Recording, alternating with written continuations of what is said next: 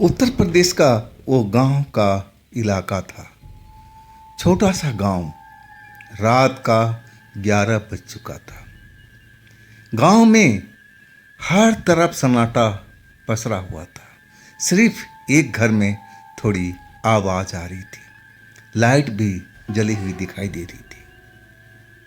उस घर में आज एक दुल्हन आई थी। और दुल्हन 10 बाई 10 के कमरे में नया पलंग पर जो उसका ससुराल से मिला हुआ था और उस पर घूंघट काट के बैठी हुई थी। और कभी कभी घूंघट उठा उठा करके दीवार पर टंगा हुआ घड़ी को देख लेती थी। वो लगातार 9 बजे से ऐसा ही कर रही थी कि कब उसका पति आएगा, कब उसका पति आएगा। लेकिन 11 बज चुका था।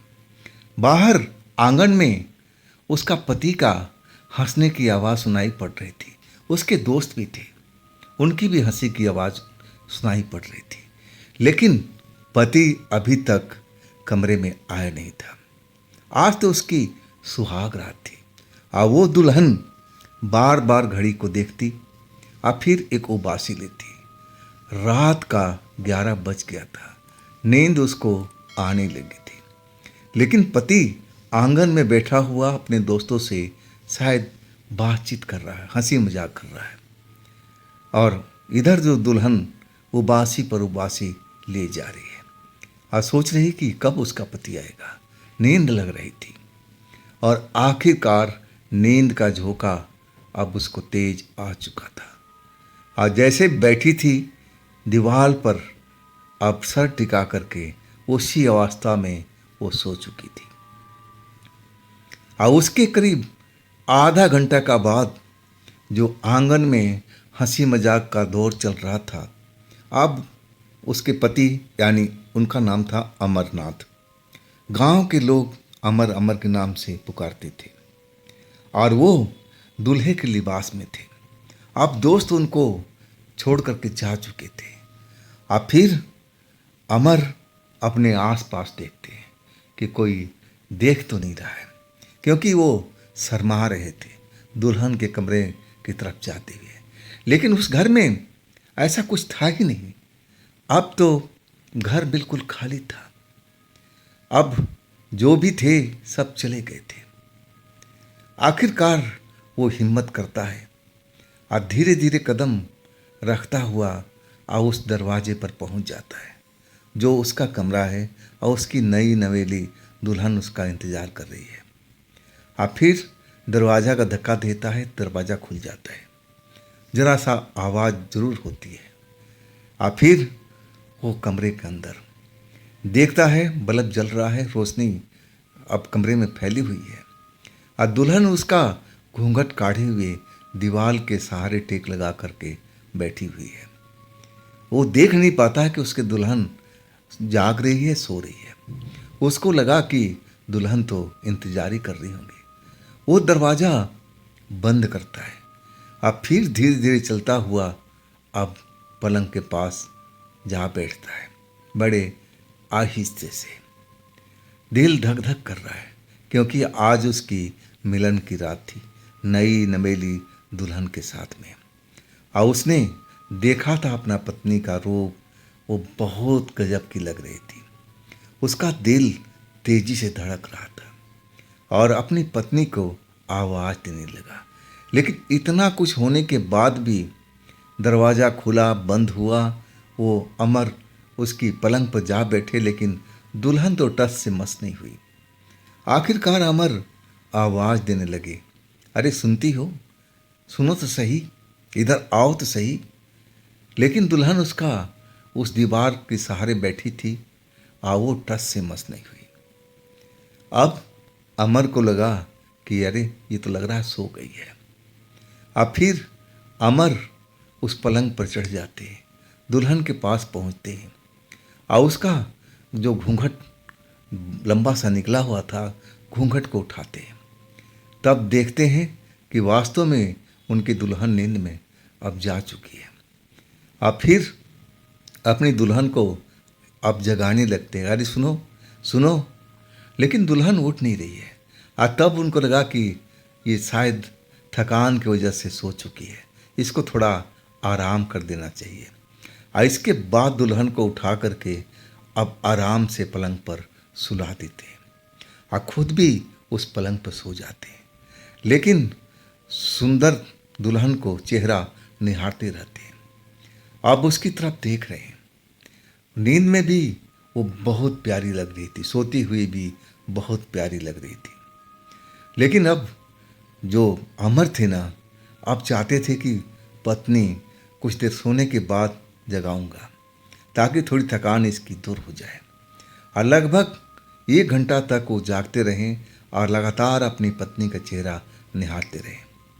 अब बाहर में सब कुछ शांत था, सब कुछ माहौल बिल्कुल जो भी था अपना घर में, अब सब गांव के लोग सो चुके थे।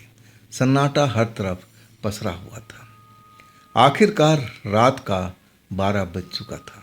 12 से ऊपर का ही टाइम अब दीवार घड़ी दिखा रही थी। और तभी लगा कि अब तो 1 घंटा के आसपास हो चुका है, अब अपने पत्नी को उठाते हैं। जैसे ही अपनी पत्नी को उठाने की कोशिश करते हैं और तभी आवारा कुत्तों का झुंड उनके घर के पास आकर के चिल्लाने लगता है, रोने लगता है। अब बड़ी ही डरावनी आवाज़ अब कुत्तों की निकल रही है। लेकिन इस सब चीज़ से बेफिक्र अमरनाथ अपनी पत्नी को लगातार उठाने की कोशिश कर रहे हैं। लेकिन पत्नी तो ऐसे नींद में गई कि उठने का नाम नहीं ले रही थी। कई बार उसने अपनी आँख खोला लेकिन तुरंत ही आँख बंद कर लिया, शायद गहरी नींद में जा चुकी थी। अब अमर जो थे, अब पास में रखा हुआ गिलास में पानी और उसके चेहरे पर हल्का हल्का करके छिड़कने लगे। अरे उठो ना, उठो ना, आज हमारी सुहाग रात है और तुम तो सो गई। इसके बाद जैसे ही पानी उसके चेहरे पर पड़ता है ना, वो एकदम बिजली की फुर्ती से उठ जाती है और बड़ी बड़ी आंख करके अमर को घूरने लगती है, जैसे वो इंसान उसका दुल्हा ना होकर के कोई और है। बड़ी बड़ी आंखों से उसको अमर को घूर रही है। अमर समझ नहीं पा रहे कि दुल्हन को तो शर्माना चाहिए, लेकिन ये तो शर्माना दूर, ये तो मुझे घूर रही है, वो भी बड़ी बड़ी आंख किए हुए, डरावनी आंख जैसी लग रही थी। अमर कहने लगे, भाई ये क्या कर रही हो? ये क्या मुझे डराने की कोशिश कर रही हो? मैं डरता थोड़ी हूँ, मैं कभी डरता नहीं और ना मैं भूत प्रेत को मानता हूँ। तुम मुझे डराने की कोशिश बिल्कुल मत करो। चलो मजाक हो गया, अब हम बातचीत करते हैं। लेकिन वो दुल्हन जो थी अब अमरनाथ को जैसे देख रही थी कि कच्चा ही खा जाएगी। अमरनाथ समझ रहे कि ये मजाक कर रही है, पहली रात है और ये मजाक कर रही है, मुझे डराने की कोशिश कर रही है कि मैं कैसा हूँ, डरपोक हूँ या हिम्मती हूँ। अमरनाथ को ये लगा था। अब वो अपने दुल्हन का गाल छूने लगते हैं कि देखो तुम्हारे गाल कितने सुंदर हैं, ये तुम्हारे कान के जो कुंडल है कितना बढ़िया है। अब वो तारीफ करने लगते हैं, लेकिन दुल्हन को उससे कोई असर नहीं पड़ता है। वो लगातार खा जाने वाली नज़र से अमरनाथ को घूर रही है। और तभी अमरनाथ अब अपने बाहों में लेने की कोशिश करते हैं और तभी वो दुल्हन एक भारी आवाज में चीखती है, दूर हो जा मेरी पास से, दूर हो जा। वो आवाज इतनी भयानक थी, अब बहुत ही भारी थी, जैसे फटे हुए बांस की आवाज आती है ना, ऐसी आवाज जैसे गहरे कुएं से आ रही हो। अपनी नई नवेली का ऐसी हालात देख करके अब तो विस्मय में पड़ चुके थे अमरनाथ। एक पल के लिए तो डर ही चुके थे। जो आवाज़ उन्होंने सुनी, ये तो किसी इंसान का आवाज़ ऐसा हो ही नहीं सकता। लेकिन अभी भी हिम्मत रखे हुए थे। अब कहने लगे कि क्या मजाक कर रही हो तुम, छोड़ो ये सब नौटंकी बाज, चलो अब पानी पियो और नींद भगाओ और फिर हम बातचीत करेंगे, आज हमारी सुहाग रात है।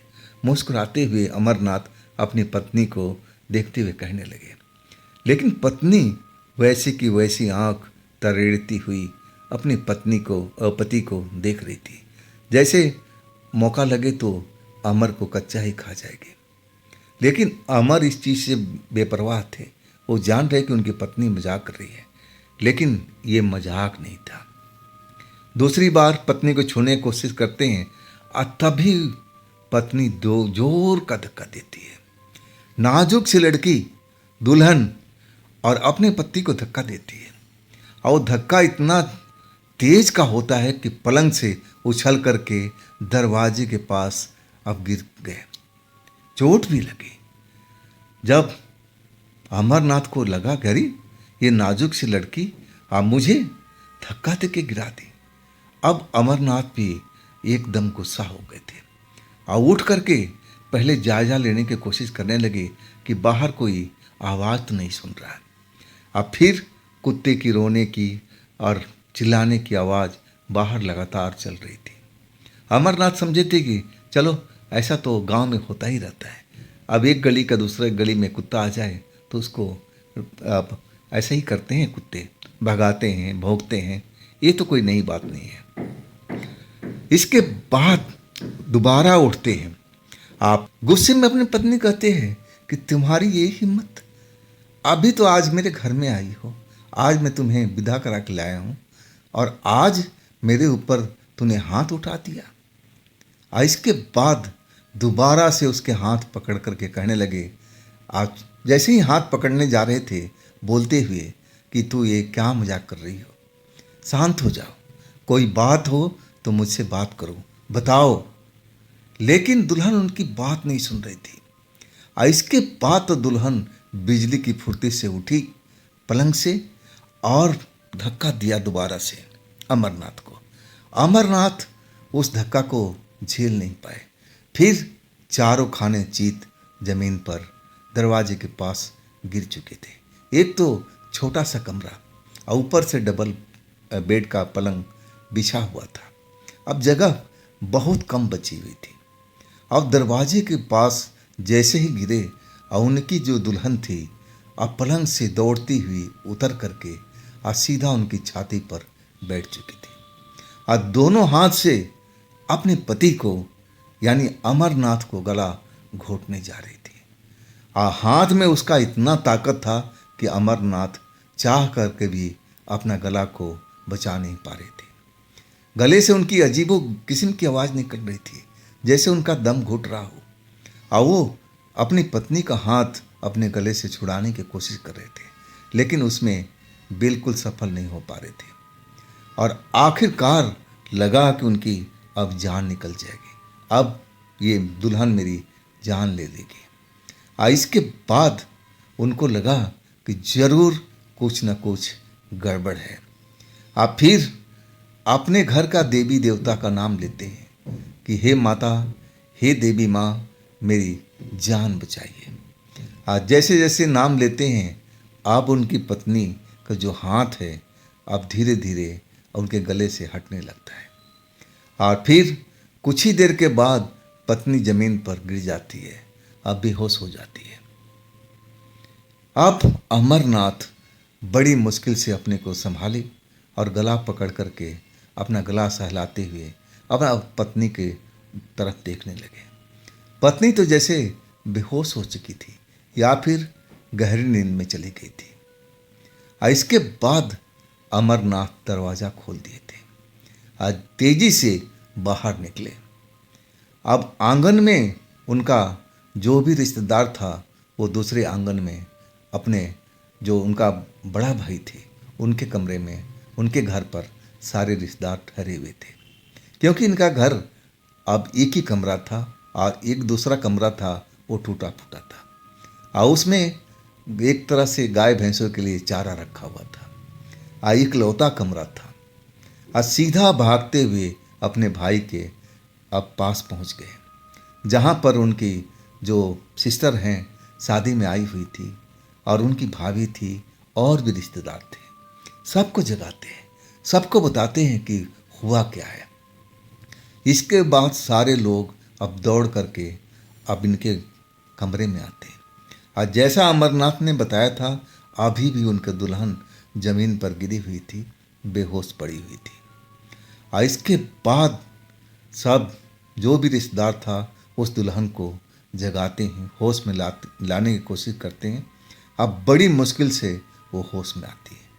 हाँ, होश में आते ही जैसे वो वही दुल्हन हो, झट से अपने घूंघट लंबा खींच लिया और शर्मा गई कि मैं कहाँ लेटी हुई थी। आज जब भीड़ देखा ना तो एक कोने में तो बक गई कि आखिर मामला क्या है। तो नमस्कार दोस्तों, मैं हूँ राज। आप देख रहे हैं हाईवे 33। ये कहानी अमरनाथ जी का है। अमरनाथ जी उत्तर प्रदेश के गाजीपुर जिला के रहने वाले। ये जो ये कहानी बनी थी ना, जो मैं आपको सुना रहा हूँ, ये साल था 2010। अमरनाथ की शादी हुई थी और शादी करके अपनी पत्नी को लाए थे। इसके बाद ये सिलसिला शुरू हो गया था। आखिर उनके पत्नी के अंदर में वो कौन सी शक्ति थी जो उस रात इनके साथ में ऐसा सब कुछ किया था। शुरू से अब इस कहानी को मैं बता रहा हूँ। अमरनाथ जी 2 भाई थे। एक भाई जो थे, अपना उनका बिजनेस था, लेकिन अमरनाथ के अलग थे। वो अमरनाथ के साथ में नहीं थे और अमरनाथ के साथ में उनके पिता थे और उनकी माँ बहुत पहले गुजर चुकी थी। अब अमरनाथ के जो बड़े भाई थे, अमरनाथ से कोई लेना देना नहीं था और लेना देना अमरनाथ को अपने पिता से था। पिता भी बूढ़े हो चुके थे और उन्होंने ये शादी तय किया था। अमरनाथ ट्रक ड्राइवर थे, ट्रक चलाने का काम करते थे और शादी करके लेके आए थे। और उनकी जो बहन थी वो भी सब रिश्तेदार वगैरह उस शादी में आए थे। और इसके पहले का आपने कहानी तो सुनी चुके हैं।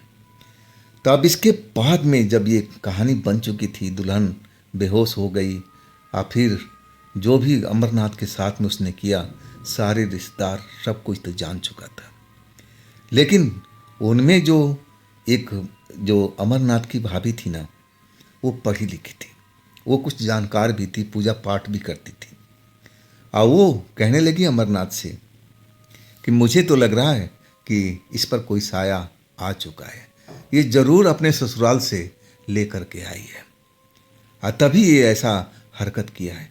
भला कौन ऐसी दुल्हन होती है जो सुहाग रात को और अपने पति के साथ में ऐसा व्यवहार करे। और इसके बाद अमरनाथ जी बिल्कुल डर चुके थे। अब इतना डर चुके थे कि अपनी पत्नी के पास बिल्कुल नहीं जाते थे। खैर, औरतें थी घर में, दुल्हन के पास में अब 1-2 जो रिश्तेदार थे आकर के बैठ गए थे और सब ने बोला अमरनाथ जी की अब तुम्हारी पत्नी ठीक है, अब जाओ, अब उससे बातचीत करो। वो अपने होश में नहीं थी, जरूर इसका कोई दौरा वौरा पड़ गया होगा, लेकिन अब होश में है, अब जाओ। लेकिन अमरनाथ जी के अब इतना हिम्मत नहीं था कि अकेले अपने पत्नी के पास में जाए। सब कुछ उन्होंने देख लिया था, ये भी देख लिया था कि कैसे वो घूर करके देख रही थी। जरूर उस पर कोई साया अब आ चुका था। अमरनाथ जी भी समझ गए थे और फिर डरे रहे। रात में वो गए नहीं। हाँ, रिश्तेदार की जो औरतें थी उनके घर में बैठी रही, दुल्हन के साथ बातचीत करती रही, पूछती रही और वो भी पूछती रही कि तुम्हारे को कोई दौरा वौरा तो नहीं पड़ता है। लेकिन अब उनका दुल्हन बिल्कुल नॉर्मल थी और वो कह रही थी कि नहीं, मुझे कोई दौरा नहीं पड़ता, न कोई बीमारी। और तब कहने लगे अपने पति के साथ में तूने ये सब क्या किया। तब कहने लगे मुझे कुछ पता ही नहीं है कि मैंने क्या किया है, आप लोग झूठ बोल रहे हो, मैं भला अपना पति के साथ में ऐसा करूँगी। वो बिल्कुल साफ मुँह कर गई थी। लेकिन अब जो डरे थे ना अमरनाथ जी अपने पत्नी के पास, अब तो सुबह हो चुकी थी, अब दिन में भी जाने का उनका हिम्मत नहीं था। जो हाल उनका साथ में हुआ था वो खुद डर चुके थे। उनकी पत्नी तो उनको मारने की कोशिश किया था उस रात में। अगर अपने घर के देवी देवता को वो याद नहीं करते तो शायद आज ये कहानी बताने के लिए जिंदा नहीं होते। इसके बाद में अब सार घर के लोग जो थे सारे के सारे आपस में कानाफूसी बातचीत सब हो रहा था। सब अमरनाथ को समझाने की कोशिश करते थे कि चलो जो हो गया सो हो गया, अब तुम्हारी पत्नी होश में है, अब हमसे भी बात किया है, अब ऐसा कुछ नहीं लग रहा है कि उस पर कोई साया हो या कोई दौरा पड़ रहा हो, जाओ अमरनाथ। लेकिन अमरनाथ बिल्कुल अपने पत्नी के पास जाना ही नहीं चाहते थे। लेकिन उनके पिता जो थे वो भी समझाने लगे कि देखो बेटा, हो जाता है कई बार ये दौरा ऐसा आ जाता है, अब उस दुल्हन का पता नहीं होगा, वो अनजाने में तेरे साथ में ऐसा कुछ किया था। लेकिन अपने पापा को भी वो समझा दिए कि पापा जो मैंने देखा है ना वो मैं भूल नहीं सकता हूँ। उसकी आंखें बड़ी बड़ी सी हो गई थी, चेहरा बिल्कुल लाल हो गया था। अब मुझे ऐसे घुर रही थी कि मुझे कच्चा ही खा जाएगी। जरूर इसके ऊपर में कोई शक्ति है और मैं इसके पास कतई नहीं जाऊंगा। अब आपका काम है कि इसको इसके मैके पहुंचा दो। आप उनसे बोलो कि जब तक ये आत्मा इसके अंदर से जो भी साया है निकल नहीं जाएगी तब हम इसको लेकर नहीं आएंगे। अमरनाथ जी अपनी पत्नी को बहुत चाहते थे। जब उन्होंने देखा था ना अपनी पत्नी को, तब से प्रेम करने लगे थे। सुंदर थी और अमरनाथ जी के लायक थी, उनको दिल के भाग गई। लेकिन जो रात में घटना हुआ ना, अमरनाथ जी की हिम्मत जवाब दे चुका था। लेकिन उनके पिता जो थे वो समझाने लगे कि नहीं बेटा देख, अभी तो एक ही रात हुआ है, अब उसके गांव वाले क्या कहेंगे कि अभी तुम विदा करा के ले गए और फिर वापस छोड़ने जा रहे हो, इसमें दोनों घर की बदनामी होगी। तू बेशक उसके कमरे में मत जा, लेकिन बहू रहेगी तो यहीं पर। हाँ, मैं उसका इलाज करवाने की अब कोशिश करूँगा। अब वो ही होने लगा। अब जो अमरनाथ के पिता थे अब लेकर के आने लगे तांत्रिक ओझा को और दिखाने लगे। पहला जो ओझा आया उसने डिक्लेयर कर दिया कि इसके ऊपर कोई साया है और साया किसी पुरुष का है। अब हजम नहीं हुआ किसी को भी उस घर में। दूसरा तांत्रिक को बुलाया गया। दूसरा तांत्रिक आया तो वही बात बोला कि उसके ऊपर में एक शैतानी साया है और वो जब तक इसके ऊपर में है अमरनाथ को पास में फटकने नहीं देगा, क्योंकि इस लड़की को वो चाहता है, दूसरे को हाथ में उसको देखना पसंद नहीं है। जब अमरनाथ ने ये सुना ना तांत्रिक के मुंह से, वो भी दूसरा तांत्रिक, पहला तांत्रिक पर तो उन्होंने विश्वास नहीं किया, लेकिन जब दूसरा तांत्रिक बोला ये सब बातें सुनकर के अमरनाथ जी और डर गए थे। तब उनके पिता कहने लगे कि इसका इलाज क्या है। तब तांत्रिक कहने लगा बस झाड़ फूक है और झाड़ फूक से सही हो जाएगा, मैं कोशिश करूंगा उसको जल्द से जल्द अब उस साया को हटा दूं। इसके बाद तांत्रिक अपना झाड़ फूक शुरू कर दिया था। पैसा उसको मिल रहा था, सामान लाता था और पूजा पाठ करता था, चला जाता था। फिर अगले दिन कहता था कि मैं आऊँगा, पूजा पाठ करूँगा, और ऐसा हफ्ता दिन तक चलता रहेगा, क्योंकि वो साया है ना, वो शैतानी साया है और इतनी आसानी से वो साया इस लड़की का साथ छोड़ेगा नहीं। मुझे बहुत ज़्यादा प्रयत्न करना पड़ेगा, वो तांत्रिक ओझा अब बता रहे थे। लेकिन अमरनाथ के पिता चाहते थे कि चाहे जितना भी पैसा खर्च हो, ये दुल्हन के ऊपर से वो साया उतर जाना चाहिए था। अब वही कर रहे थे।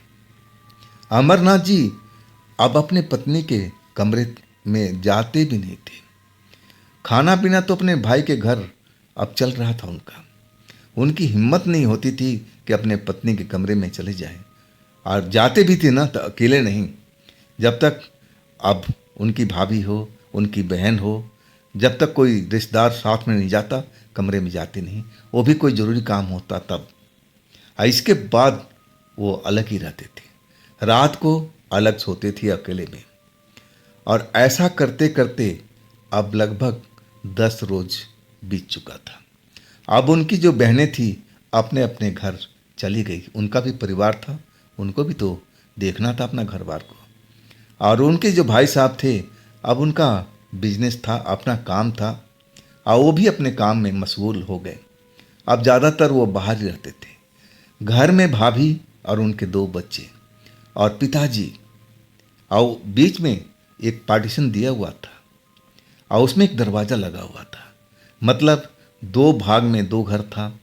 बड़े भाई का अलग हो चुका था और अमरनाथ जी का अलग हो चुका था, लेकिन दो दो घर दोनों में थे। एक घर अमरनाथ जी का कबाड़ से भरा हुआ था, उसमें भैंस का चारा, और एक ही घर साबूत बचा था और वो भी अब दुल्हन के कब्जे में था। अब कठिनाई होती थी रात में अमरनाथ जी को सोने के लिए। अब वो खुले में जाकर के जहाँ भैंस वैंस बांधते थे, पेड़ के नीचे खाट लगा करके सो जाते थे। लेकिन रात को नींद नहीं आती थी। वो अपनी पत्नी के बारे में सोचते रहते थे कि मेरे साथ में ये कैसा अन्याय हो गया। पत्नी इतनी सुंदर मिली और इसके बाद में जब वो कहानी उनके मन में घूमने लगा कि पहली रात क्या हुआ था, ओझा तांत्रिक अब इलाज कर चुका था और कहने लगा कि अब घबराने की जरूरत नहीं है, जो भी शैतान है मैं तुम्हारी पत्नी के ऊपर से भगा चुका हूँ। लेकिन अमरनाथ जी की इतनी हिम्मत नहीं थी कि अब अपनी पत्नी के साथ एकांत में रात व्यतीत करे। मन में लालसा तो बहुत था, सोचते भी थे कि चलो अब सही हो जाएगा, लेकिन जैसे ही कदम बढ़ाते थे रात में जाने के लिए ठिठक जाते थे। वही दृश्य उनके सामने में आ जाता था और फिर हिम्मत हार जाते थे। आकर के और उसी पेड़ के नीचे जहाँ चारपाई पर सोते थे वहीं आकर के फिर रात गुजारते और इस तरह सिलसिला चल रहा था। तब अगले दिन उनकी भाभी अब आकर के समझाई कि देख देवर जी, जो होना था अब तो हो चुका है। अब उसके ऊपर से तांत्रिक ने जो भी शैतानी आत्मा था उसको उतार चुका है। अब आपको डरना नहीं चाहिए। आप जाओ, वो भी बेचारी रात में अकेली रहती है, लड़की जात है, दूसरे गांव से आई है, और तुम तो ब्याह करके लाए हो ना, तो इतना तो कर ही सकते हो। भाभी को जब भाभी ने बहुत समझाया तब हिम्मत थोड़ा अमरनाथ जी को आया था। अब कहने लगे भाभी आज मैं जाऊंगा, लेकिन तुम ध्यान रखना, अगर मेरी चीख को निकले ना तो समझना कि मामला अभी ख़त्म नहीं हुआ है। भाभी हंसते हुए कहने लगी कि देवर जी तुम जाओ सही घर में, अब मैं ध्यान रखूंगी। अगर तुम चीखोगे चिल्लाओगे तो मैं ज़रूर सुन जाऊंगी और तुम्हारी मदद के लिए आ जाऊंगी। मजाकिया तौर पर ये सब बात भाभी कर रही, ऐसा करती ही हैं। अब इसके बाद रात का 11 बज गया था। खाना वाना तो पहले ही खा चुके थे अमरनाथ। बापू के साथ काफ़ी देर तक बातचीत कर रहे थे और वही बापू दिन दुनिया के बारे में समझा रहे थे कि बेटा जो होना था हो चुका है। उस बच्ची को कोई पता भी नहीं होगा कि उसके ऊपर में कोई शैतानी साया है। अब वो बेकसूर है बच्चा, उसका क्या कसूर है। छोड़ो, जो होना था ख़त्म हो चुका है। अब जाओ अपना पत्नी के साथ में बातचीत करो। अब समय तो तुम्हें बिताना ही पड़ेगा, वो भी घर में तो अकेली है ना, उसको भी तो डर लग रहा होगा। पिता भी वही समझाते थे जो भाभी ने समझाया था। इसके बाद जब पिता उन्हीं के थोड़ी दूरी पर सोते थे, वो भी खुले में, जब वो सो गए ना तब जा कर के धीरे धीरे अमरनाथ जी उठे और धीरे धीरे चलते हुए अपने पत्नी के घर के दरवाजे के पास पहुंच गए। घर के अंदर आहट लेने लगे। घर के अंदर बिल्कुल सन्नाटा था, मतलब उनकी पत्नी सो रही होगी, कोई भी ऐसी आवाज़ सुनाई नहीं दे रही थी। आप तब जाकर के धीरे से उन्होंने दरवाज़ा खोला तो दरवाज़ा खुल चुका था और अंदर में रोशनी जल रही थी। 0 वाट का बल्ब जल रहा था। अब पत्नी उनकी पलंग पर तकिया पर सर रख करके आराम से सो रही थी। और फिर उन्होंने दरवाज़ा बंद किया, सिटकनी लगाई और फिर धीरे धीरे पत्नी के पास चले गए। कई पल तो खड़ा होकर के अपनी पत्नी का सूरत निहारते रहे और तब उनकी भाभी को बात का अब सही मायना समझ में आ रहा था कि देखो, भाभी कह रही थी कि तुम्हारी पत्नी कितनी खूबसूरत है और तुम प्यार नहीं करते क्या। लेकिन प्यार तो बहुत करते थे अमरनाथ जी, लेकिन जो रात में हादसा हुआ था उस रात को वो बहुत डर चुके थे और आज भी जब अपनी पत्नी के पास आए थे ना तो डरते डरते आए थे। लेकिन पत्नी उनकी सो रही थी और सोते हुए निहार रहे थे। बड़ी भोली सी लग रही थी। आप फिर धीरे से उसके बगल में लेट गए थे। पत्नी के चेहरे को अपने हाथ से सहलाने लगे और धीरे धीरे कहने लगे कि सो रही हो क्या? उठो, मैं आ गया हूँ, कुछ बातचीत करते हैं। लेकिन वो नींद में जा चुकी थी। अब धीरे धीरे करके अब दोबारा तिबारा आवाज़ देने लगे, उसको उठाने लगे, हाथ पकड़ करके हिलाने लगे कि उठ जाओ ना, देखो मैं आ चुका हूँ। और तब उनकी पत्नी आँख खोल दिया। आँख बिल्कुल नॉर्मल थी और वो थोड़ा शर्माई भी और कहने लगी कि आपने बताया नहीं, आवाज़ में नहीं दिया और आप आकर के लेट गए। और फिर वो जल्दी से पलंग से उठी और फिर घूंघट और पूरा ढक लिया अपना चेहरा और फिर अपने पति को आकर के पैर छुआ कि स्वामी, मेरे से अगर कोई गलती हो गई हो तो मुझे माफ़ कर दो। जो भी हुआ होगा अनजाने में, मैं जानबूझकर के ऐसी कोई गलती नहीं किया। जब ये सब सुने ना अमरनाथ जी, तो उस लड़की पर और प्यार आ चुका था कि दुल्हन मेरी बारे में कितना सोचती है। और लेकिन वो घटना जो घटा था वो भी तो उनके साथ ही घटा था ना। वही दुल्हन थी ना जो उनको 2 बार पटक चुकी थी, जान मारने की कोशिश किया था। ये भी चीज़ तो वो समझ रहे थे अपने दिमाग में। आखिरकार दुल्हन और अमरनाथ जी अब पलंग पर बैठ गए थे और फिर बातचीत का दौर शुरू हो चुका था। और फिर अब प्रेम तो होना ही था भाई।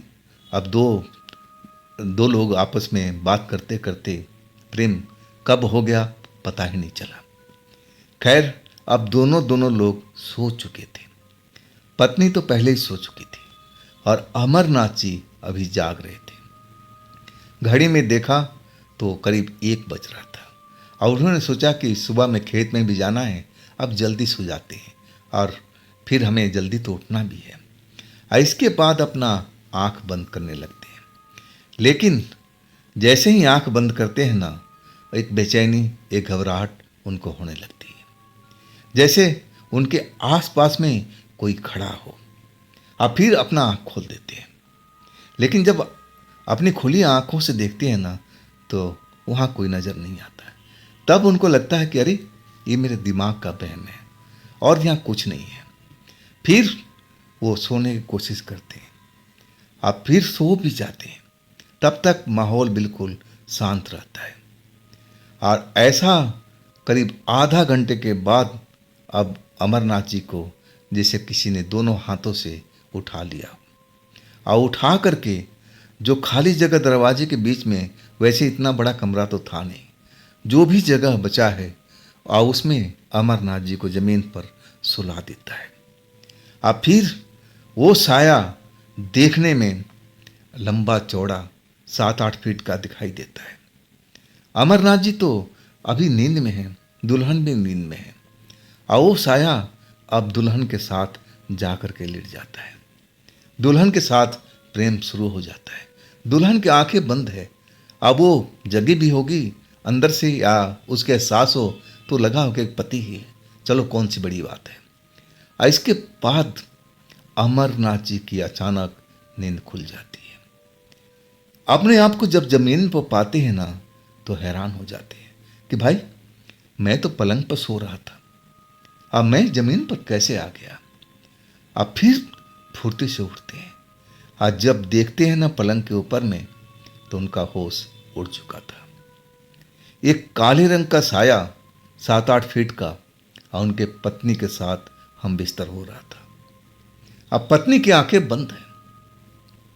अब अमरनाथ जी ना तो चिल्ला पा रहे थे और ना भाग पा रहे थे, जैसे कोई उनको रोक दिया हो। और इसके बाद वो साया अब पलंग से उठ गया और जब घूर करके देखा ना अमरनाथ जी को, तो सीधा अमरनाथ जी के पास आ गया और अमरनाथ जी का गला पकड़ लिया। अब भारी आवाज में कहने लगा, तू इसके बाद पास में दिखाना तो तेरी मौत मैं ला दूंगा। तू दूर रह इससे, इसके शरीर को छूना भी मत। ये शुरू से मेरी है, अब मेरी ही रहेगी। आज सुन ले, अगर तू मेरी बात को काटा ना तो तू जिंदा नहीं रहेगा।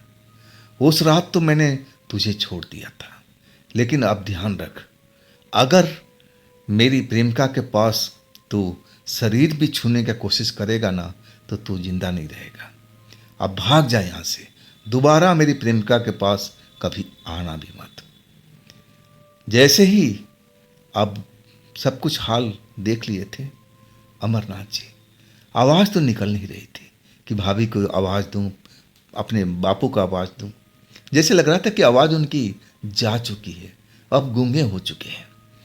चिल्लाने की कोशिश करते थे लेकिन आवाज़ निकल नहीं पा रही थी, और आखिरकार दरवाज़ा बड़ी मुश्किल से खोल पाए। वो काला इंसान अभी भी उस जो पलंग था और उसी के पास में खड़ा था और अपनी लाल लाल आंखों से घूर रहा था और गुर्राते हुए बोल रहा था कि भाग जा, तेरे पास मौका है अभी, नहीं तो बाद में मौका मैं नहीं दूंगा, तुझे मैं मार डालूंगा। कभी भी मेरी प्रेमिका के पास में आने की कोशिश करेगा, इसकी हाथ भी छूने की कोशिश करेगा।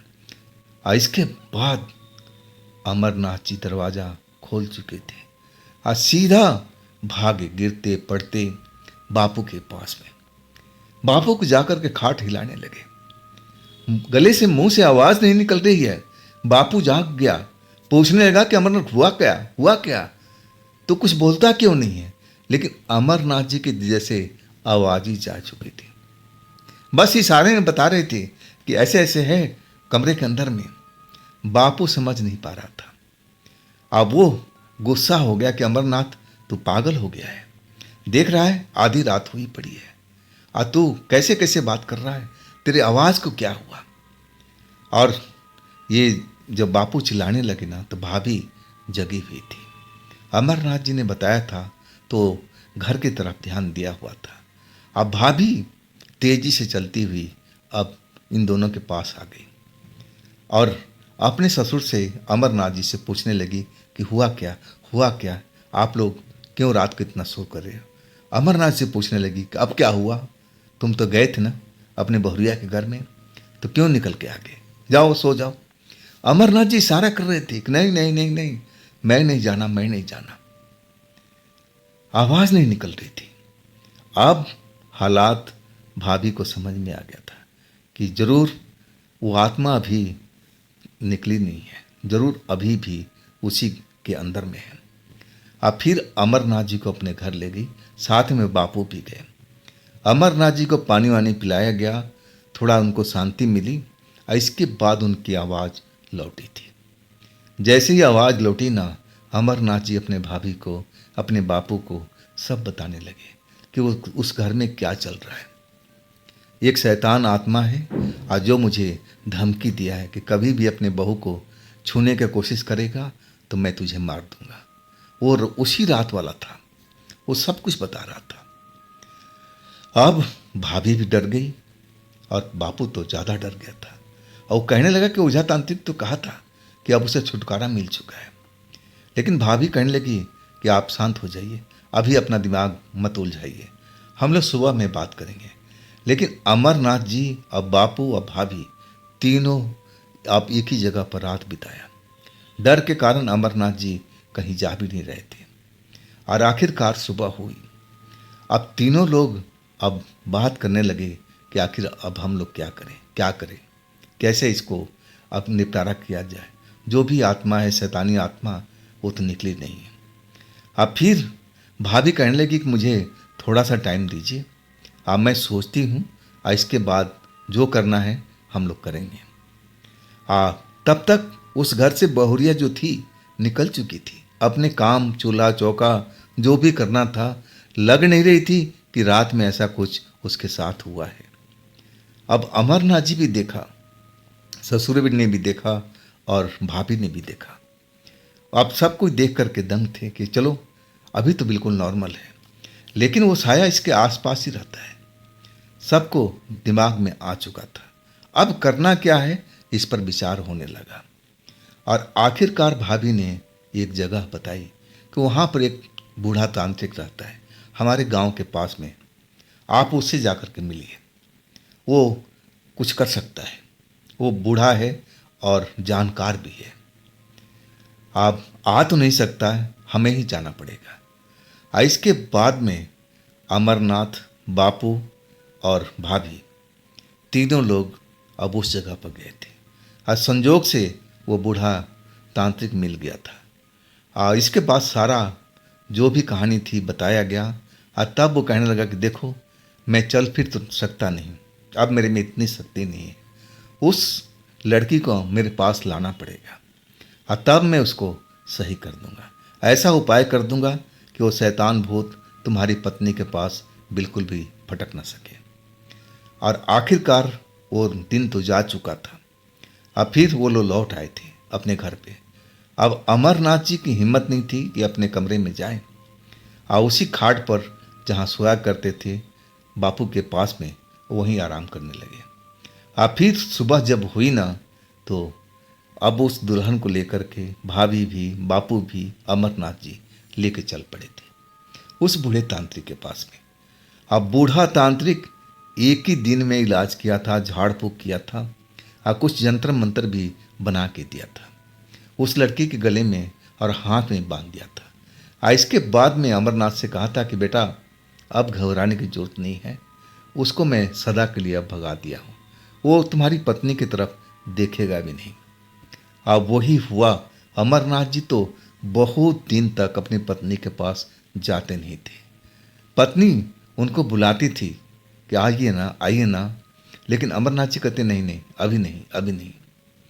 और आखिरकार 15-20 दिन जब बीत गया, भाभी बोली कि अमरनाथ अब जाओ, अगर कुछ होगा तो आवाज़ देना। इसके बाद अमरनाथ जी गए।